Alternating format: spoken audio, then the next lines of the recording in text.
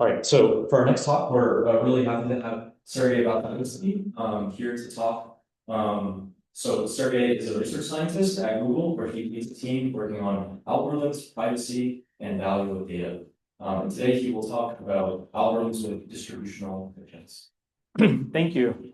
Thanks for the invitation. It's always nice to come out and talk about this stuff in a smaller group. So I'm going to talk a little bit about looking at predictions that are not point predictions, but come from a distribution. And I'm going to start, as I start all of these talks, with a very old example, right?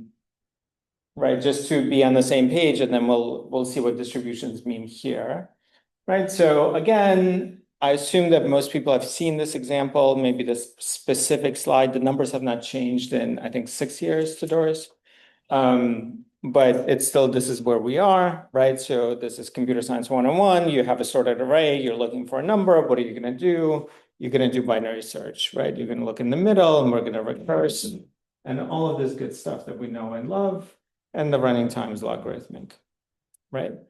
Of course, what we're going to do is now we have a prediction. And so if we have a prediction, we're going to look up where the prediction is and then proceed via either a linear search if you're doing this in practice, or a doubling search if you're doing this in theory, and you can converge quickly, right?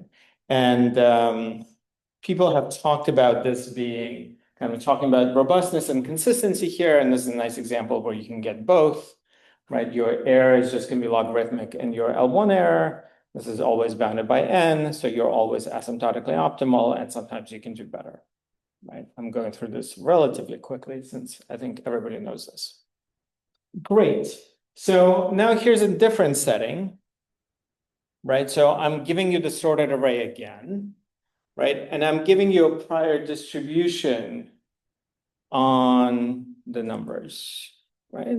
So some queries can appear more often than others, right? Some queries here, maybe 37 and 96 are frequent, 94 and 11 are less frequent.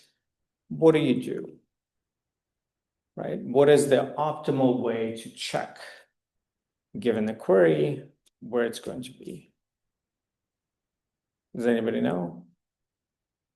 I know it's late on the Friday in June. So you do binary search, but you do binary search on the distribution. So you look at the median of the distribution, right?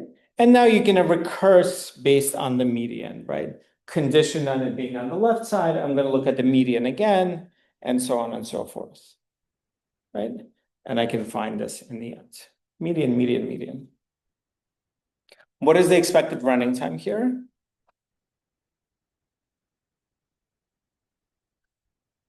Expected running time here is the entropy of the distribution that you gave, right? +1, actually.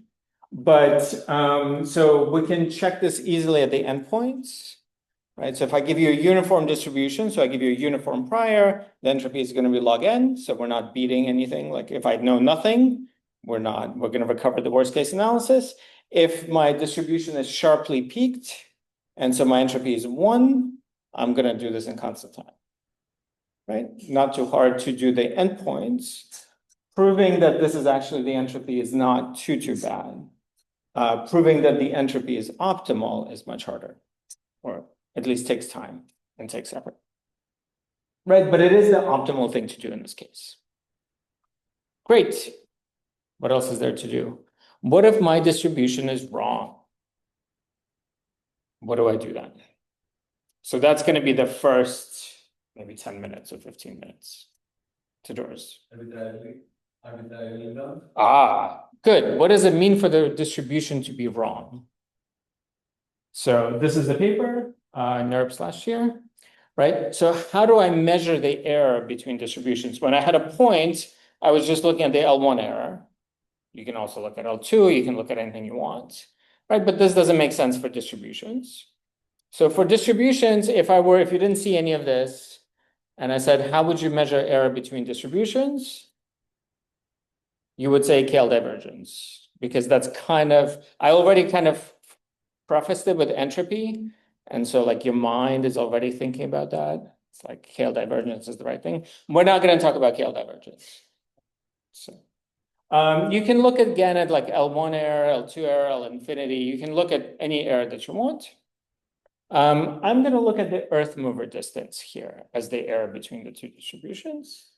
One of the reasons, so the earth mover distance makes sense when you have a metric underneath, right? And here we do have a metric. We know kind of how far away you might be wrong.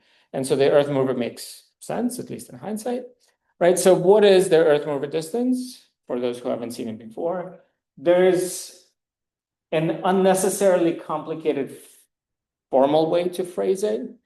I can't really parse that. Like, I know what it is and I can do this one step at a time, but that seems hard, right? So what is the earth mover distance? I have a distribution.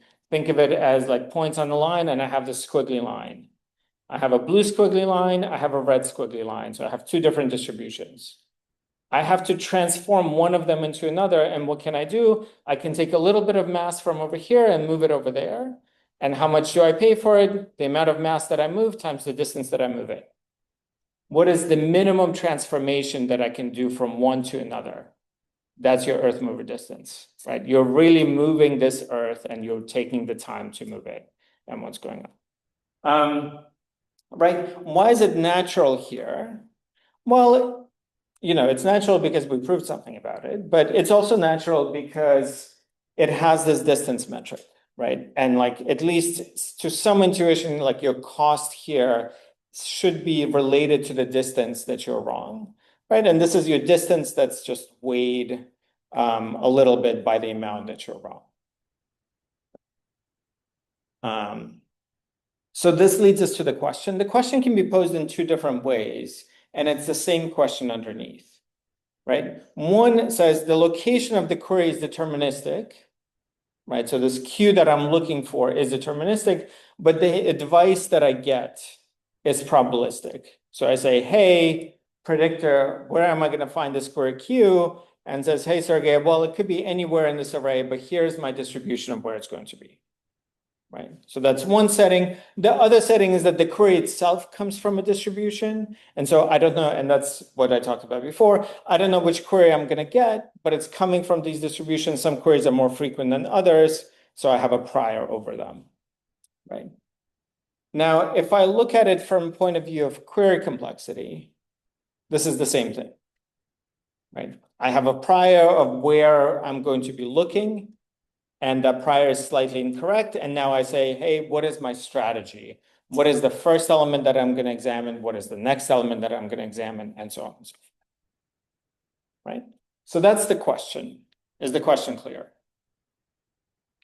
Good. So what can we prove? And then I'll show you how. So we can prove the following complexity. So we're going to pay the entropy. This is required. In some sense, we have a lower bound that says that you have to pay the entropy, and then log of the distance, log of the earth mover distance between the two distributions. So if my prediction is perfect, the second term goes away and I recover the entropy, and we know the entropy is the right measure here. If my prediction is horrific, the second term is log n, so I never go too far off the rails. And so now I'm somewhere in between, right? I can show a lower bound that says the second term is required also, at least asymptotically. That's in a paper. I'm not going to show it today, but it's always, again, logarithmic, right? The entropy is bounded by log n. The earth mover distance, because it's on endpoints, is bounded by log n. This needs a little bit of a proof, but you can prove it, right? Okay, so how do we do this? So the first question that comes to mind says, oh, I have this algorithm that I pointed to in the very beginning that I skipped the slides over super quick. That said, like, oh, if I have a single point prediction, let me just do that, right? So the tempting thing to do is to say, oh, I have this distribution. Let me just take a sample from that distribution, use that as my prediction point, and then run the algorithm that I had before, right? Obviously, you know that this is not going to work, because if that was the answer, there wouldn't be a paper. But why is that the case? Right, so consider this very nice, simple bimodal distribution. So either your points come, each one of these peaks has mass about half. So your points are either all on the left or it's always on the right, and it's almost never in the middle. I'll put a little bit of mass in the middle, but it's 1 over n squared, almost never there, right? Now, suppose this is the truth. There's no error in this at all. And now you take a sample from it, and you say, okay, I'm going to take a sample. The sample is all the way on the left, but half the time the actual answer is all the way on the right. And so half the time you're going to pay this log n cost because you have to traverse the whole array. You have to double until you get the whole array. So it fails, right? And so you can't just pretend that this is not a distribution and be super clever and be like, oh, I'll just sample and everything just works. Like nothing works overall. But in some sense, this is also the worst case scenario. Because what is the algorithm? So we're always going to maintain again the interval. This doesn't change. And we're going to alternate 2 steps. First, we're going to run this median binary search for a few steps. That's going to shrink the interval. Then I'm going to take the interval that shrunk and say, let me just make sure it's not near an endpoint. Because if it's near an endpoint of the interval and I'm running kind of regular binary search and going in the middle, that's going to take me a long time to converge. So I'm just going to search the endpoints nearby. And then I'm going to say, okay, it's not near the endpoint. Let me look at the interval again and do the median one and then look at the endpoints. Right, so I have this long array. I have my L, this is an L, not a 1. So I have my left endpoint, I have my right endpoint, I have a point in the middle, that's the median. I recurse. Then I'm going to say, okay, I have this interval, let me call it of size 2 right now. Right, there's an L plus 2, there's an R minus 2, so it's just a little bit smaller on the sides. I'm going to check via binary search here, it doesn't matter because the numbers are small, but I'm going to check if there's anything in here, and I'm going to check if it's in there. And I can do these checks quickly, right? It's sorted, so I need to just check the endpoints, and if it's in one of the endpoints, I'm going to do binary search on the thing, and if it's not, I'm going to continue. Right, so that's the whole algorithm. My claim is that this algorithm achieves what I promised that it achieves. I'm going to sketch this very quickly, right, to say that this is true. So we can be a little bit precise, right? So again, this is going to go in phases. In every phase, I have these 2 things. In phase I, I'm going to run 2 to the I iterations of the median algo. And then I'm going to set this D of 2 to the 2 to the I, because that's the thing that works. And I'm going to look at the offsets of size D. So my offsets are growing double exponentially in time. Right? So what is the observation? So suppose you end at a particular time, period I. Right? The number of queries of the median algorithm that you've done is 2 to the I, altogether during its whole lifetime. Right, it's ordered 2 to the I because it's exponentially growing, so I can just look at the last term, right? The last phase was 2 to the I. And then the binary search, well, it was doubly exponential in I. So my running time of the binary search is log of that. So it's also going to take 2 to the I. So it sort of balances out. Right. So intuitively, kind of balancing cost is usually a good thing. Doing this formally requires a bit more work. But let me just say the following. If the number of phases that I'm using is small, and small here, so Ki is the number of phases for a particular element, small here is less than log 1 over P, the probability of that element, or 4 over that, then the running time is going to look like the entropy term for that element, right? This is just algebra of working it out combined with the fact on the previous screen. Now, suppose that I'm running for a lot more phases. So now what I'm going to do is the following. I'm going to say, let me look at a particular interval at a particular time when I didn't finish, right? I didn't finish and I have some amount of mass, some amount of probability mass. And now I know that I shrunk the interval by some amount. So I can put a lower bound on the Earth mover distance because the probability mass was somewhere outside this interval, and now I have to move it inside, essentially, right? And so now I have a lower bound on the mass that I have to move and a lower bound on the distance that I have to move because I cut off these endpoints. And if I work out through the algebra correctly, I get the lower bound on the Earth mover distance that I can put all together. Okay.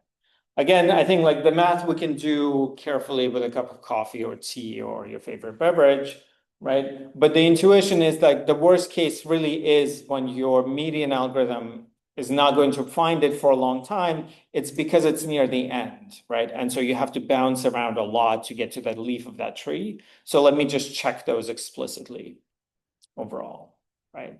And then it's the usual TCS tricks of like, let's balance the cost, let's make sure everything works out. Right? So that's kind of the idea here. And again, this is restating sort of the actual result from before, which is to say that the worst case analysis, again, it's binary search, it's going to be logarithmic at n, right? The distributional analysis is entropy, right? The distributional analysis, the fact that this is entropy is well known, like this is known from the 80s, if your prediction is correct. Like the place where you have probably seen this is that designing the optimal search tree, given a distribution, is the standard dynamic programming assignment, right? Because you have to define what is your splitting node is going to be, you can recurse it into the others, etc. Right? Proving that that dynamic program actually achieves entropy is hard, right? But by saying like, oh, I forget the dynamic program, I'm just going to look at the median, that's actually going to achieve entropy plus 1. That part is easy. It's like half a page. But this is what you can do, right? So I see this as kind of one example of saying we have now a fairly big body of work on saying, how do I add predictions to algorithm design? But pretty much all of them, say for a few papers, look at the predictions as these point masses, right? Where am I going to find something? What is the weight of this particular element? What is the dual value that I'm going to have? When is the next time that this request is going to come from the cache? And so on and so on and so on, right? All of those are very specific. But modern ML, especially if you go in the LLM world, is all about giving you distributions, right?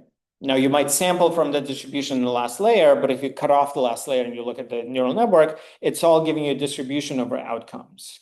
So let's see how we can use that distribution. Now, the thing that you can call me out on here is that for binary search, what I'm telling you is query complexity, not running time, right? Because for me, even to compute the median of the distribution is going to take linear time. I have to read the whole thing, right? So in that sense, this is only applicable in situations where it's the query complexity that's important, right? Querying an element is hard because you have to go offline or you have to, it's adversarial, you have to pay someone to do it, or raters or whatever the case may be, right?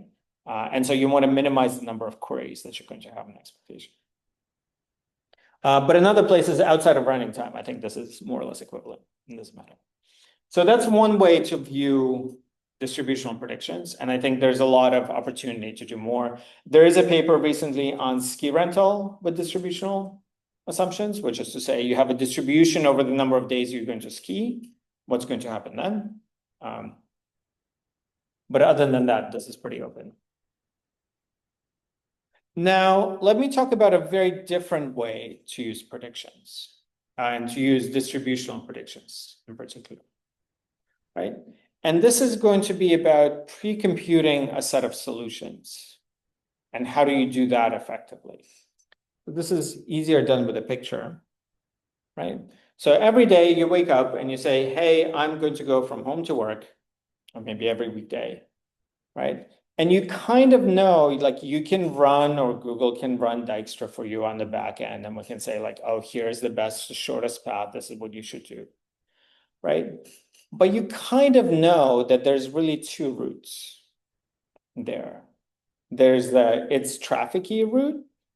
And so you should take the ferry if you're coming from Connecticut, right? Or there's like, no, it's the middle of the night and you should actually not take the ferry because it's very rare or it's not running and you should go around, right? There's a traffic route, there's a regular holiday route, or whatever the case may be, right? So can you, instead of running Dijkstra every single time, just pre-compute some number of solutions? Here it's 2, but it's going to be k, right? With the idea that you want one of the solutions to be good. Because now what are you going to do in real time? You're going to say, oh, let me check all of the solutions that I have and just pick the best one, right? So I'm pre-computing something based on my prediction of what's going to happen in the future, and then I'm going to do something, right? Another example that's very different here, but it's actually the same problem underneath, says the following. You can think about March Madness. This didn't happen that long ago, right? And now you have, let me just say that there's binary payouts, right? You're going to pay $1, and if you win everything. And if you don't win, or if you don't guess the right combination in the end, you get nothing, right? So there's nothing kind of along the way. Now, you know, or you can read, for every one of the matches, there's a prior that one is going to go this way or that way, or whatever the case may be. I give you $10. How do you allocate your 10 different entries in the tournament? Right? It's pretty obvious that under this consideration, if I add enough independence, et cetera, into there, the first entry should just pick the highest seed kind of in every single game. That's your highest likelihood outcome, right? Great, that part is easy. You have 9 more entries to pick. What do? Right? Do you take and say for some of the games, the 1 and 16 games, I'm still going to pick the 1 seed, even though I'm not sort of diversifying my situation there, but for the close games, maybe I'll flip, right? And I'll pick the other ones. How do you do this correctly? Right? How do you do this effectively? So it's the same kind of program, right? I'm going to tell you that there's some outcomes that are going to happen. There's some outcomes that are probabilistic. And now you have to select among this sea of outcomes some possibilities, and you're going to get the max out of the ones that you've selected. Right? So this appeared in ITCS this year. And here's the more formal version. And let me go through this carefully, just because it encodes everything that we're going to see. So you have a combinatorial problem. Let's call it shortest paths, right? You have a number of feasible solutions, right? Let me call these the ST paths that I'm looking for, right? I have a set of value functions, right? How good is a particular solution, right? And maybe these are the different edge weights in the ST path. Some of them are going to be short, some of them are going to be long, and so on and so forth. I have a distribution over all of these values, right? How likely is that there's going to be traffic on this particular edge, right? Versus this particular edge and so on, right? So I have a distribution over edge weights, right? I want to pick some number of solutions K. I'm going to say call this 2, right? So there's a lot of kind of parameters to it, but they all make sense as you unravel this onion, right? Of what you're trying to do. And now what is my goal? Well, depending whether it's a minimization or maximization problem, we talked about minimization for shortest paths, right? So I'm trying to minimize the cost, which is the best one under, so it's the expectation of the minimum solution. Right? It's not the minimum of the expectations. That part would have been easier, but it's the expectation of the minimum. So what's going to happen is that nature is going to come. It's going to flip all of the edge weights. I have a realization. And now I look at all of the solutions that I've picked out and said, out of all the solutions that I picked out, which one's the best? Right? And so this is the cost, and I want to compare it to that overall. Okay. So let's make this a little bit more precise and a little bit easier, or a little bit more concrete, right? So let's do this in the matrix setting. So a solution here is a subset of some number of elements. The rank of the matrix is R, so it's going to be some number of at most R elements. I'm going to make this easy and say that the weights are 0, 1. So it's either free or it has a cost, right? The value function is just additive. Again, let's make this as easy as we can. And each element independently is one with probability P sub E. Right, so every element appears, let's say, with some probability, and now I want to do this, right? And I'm going to solve the maximization problem here, partially because I don't know how to solve the minimization problem, right? The Dijkstra example is minimization. It's a cleaner story, but what I can solve is maximizing it, right? So that's the question, right? I have a bunch of these elements. And what I'm going to talk about for the rest is even the easier case that this is a uniform matroid. So really the problem is I have a lot of elements. Each element is one with some probability independently. You have to pick K solutions. Every solution is just a set of R elements. So I'm going to pick K groups of R. They could be overlapping. They could be non-overlapping. That's up to you. Such that one of these groups is good, no matter the realization of the coins, right? So we can do this, we can get a constant approximation and we'll do uniforms here, right? So again, as I talked about in the March Madness scenario, you have to be careful about intersections here a little bit, right?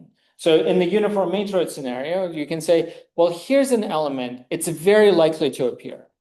It's going to appear with probability 99%.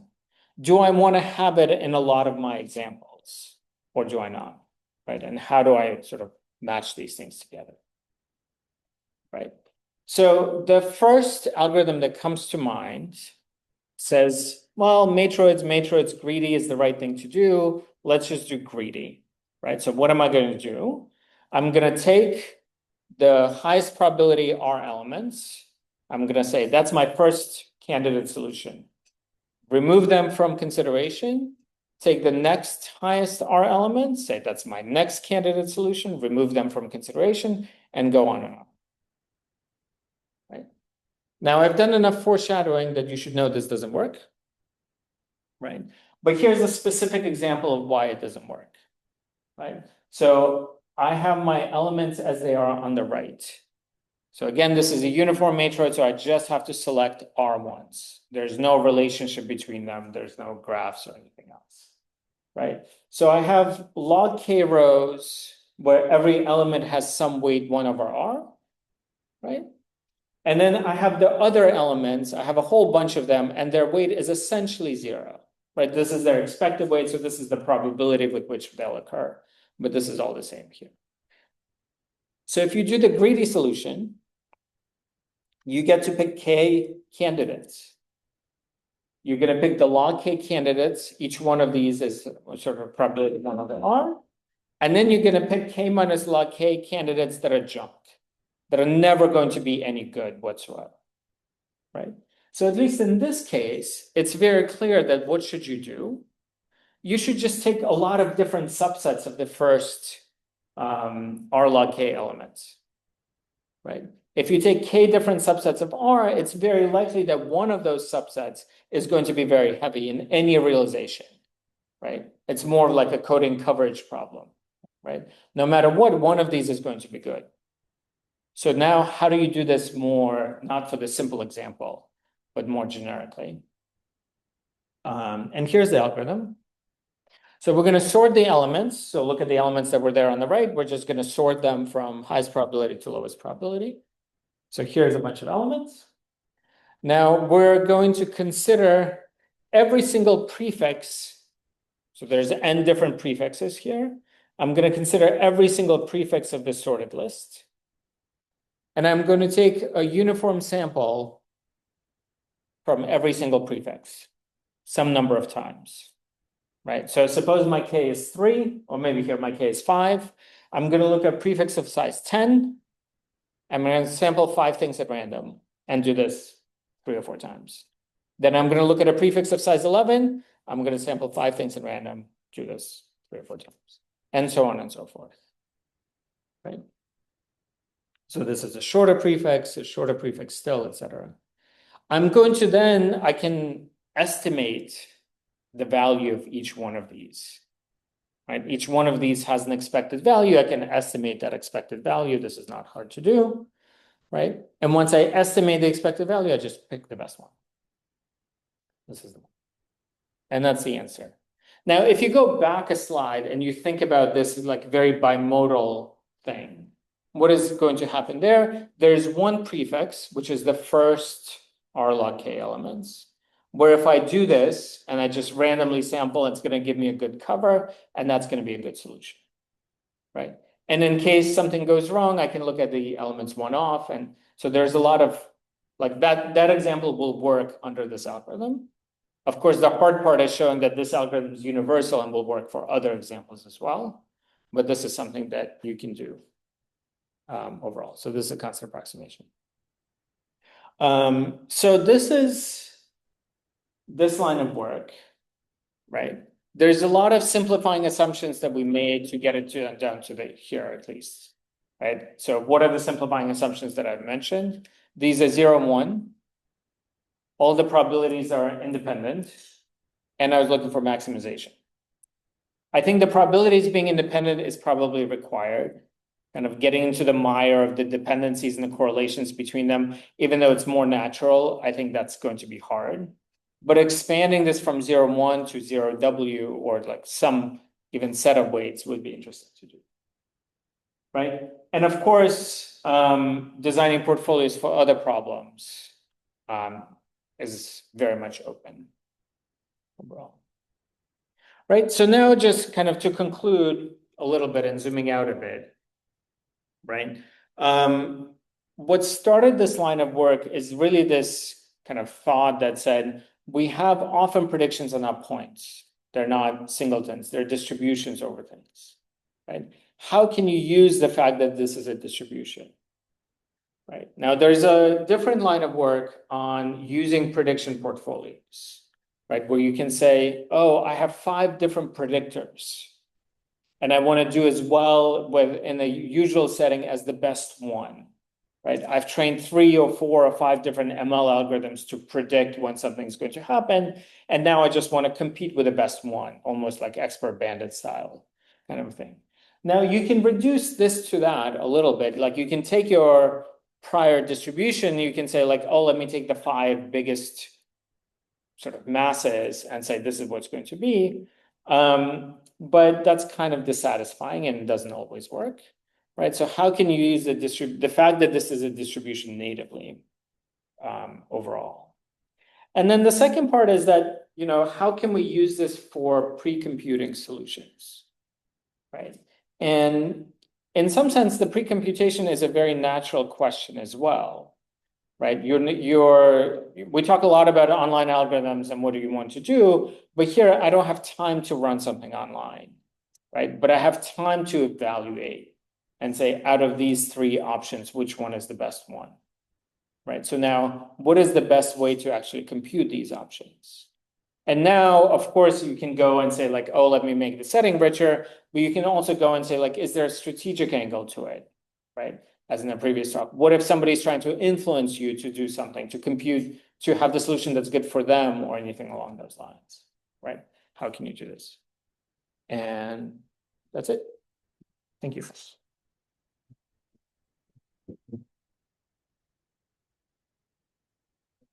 Time for questions.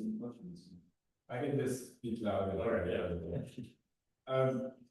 Do you think a model where you have like you give it a distribution is correct, and you get a prediction about the realization and the distribution? Would something like that make sense, or? What is the shape of your prediction of your realization? So maybe for binary research, you're given a distribution, and now I'm giving a prediction, and it is a realization of a distribution. So you want a point mass prediction. And now, maybe for robustness, I wanted to be with respect to the true distribution I'm given, but for consistency, I want to with respect to the single point. I think the question that I would have that I can't think on the spot is, how would you define errors here? Right? Is the error in like, I think you want to say that the error is not in the distribution that I gave you, but the error is in the realization somewhere. Yeah. Maybe, I don't know. And where was this picture taken? So I attempt to do pictures of the Alps for algorithms with predictions. This is the Cascades, this is Rainier. So it's a lie, but it looks about the same. The previous ones, the ones in the opening slides are real. These are not. Any more questions?